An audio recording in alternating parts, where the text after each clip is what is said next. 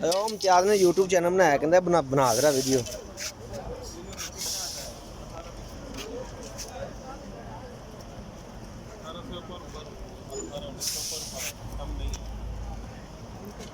छोटे वाला तो 35-40 आ जाएगा।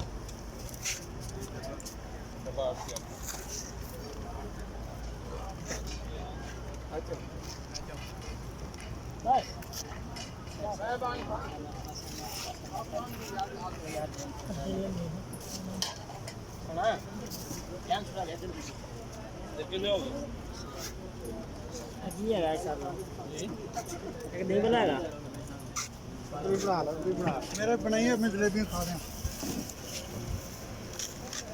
जलेबियाँ मोल ली आई तेरी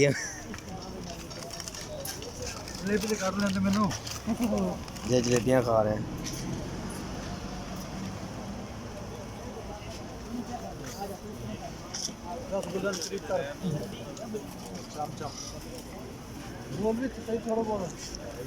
है ने जी रसगुल्ले चमचम। देखो जी दुकान का है जी जरा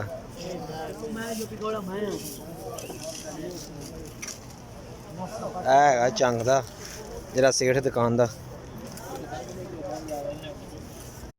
पकोड़े ते समोसे सऊदी अरब से। हाँ इधर भी बहा सानू भी बहा सी है पाकिस्तान वाला माहौल। इधर कर पानी भी पी रहे हैं, पानी भी बहा। एक मिनट तू तेरा पानी भी खा दिया पहले। एक गोलगप्पे का मसाला बना